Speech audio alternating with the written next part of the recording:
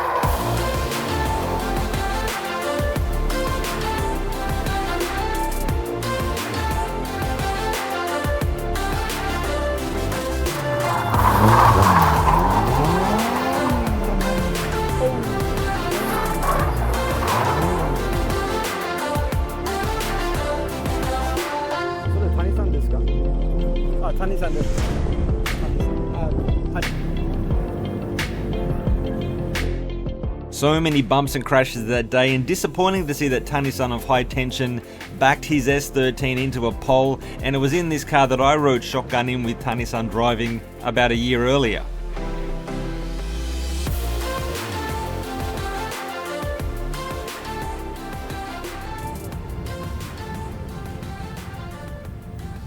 Well, this is the car we're all here to see, and boy does it get the Kevin Rudd and mint seal of approval.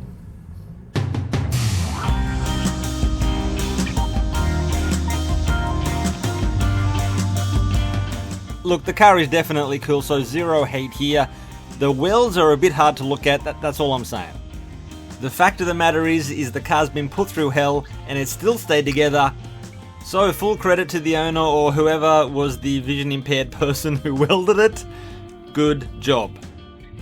So it was by watching that Drift Tengoku video that I could pick up some information about the car, and as said before, the owner has put a K12 Nissan March body on top of an S14 chassis, and of course the sections where he's mated those two things together, it's an absolute hatchet job, but good on the guy for having a go.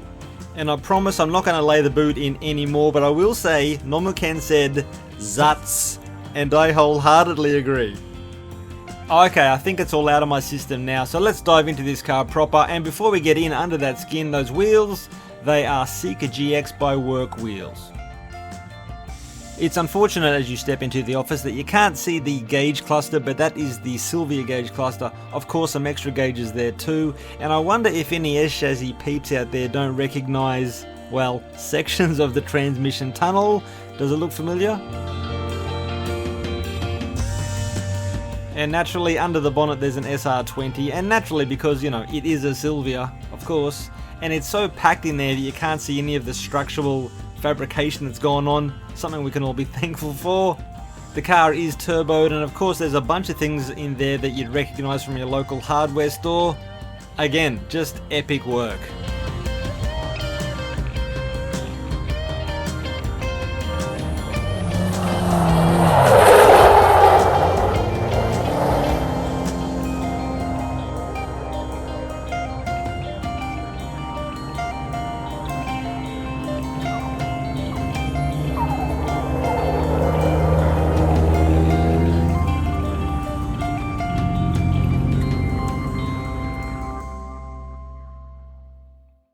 You still here? Nah, everyone, thank you so much for watching this video. Clearly a departure from what I usually do. But yeah, I mean, this drift culture is also part of my experience in the car scene in Japan, you know? So I want to show that as well. So everyone, thank you once again, and I will see you next Saturday with another WasabiCars video. Love yous all, and goodbye.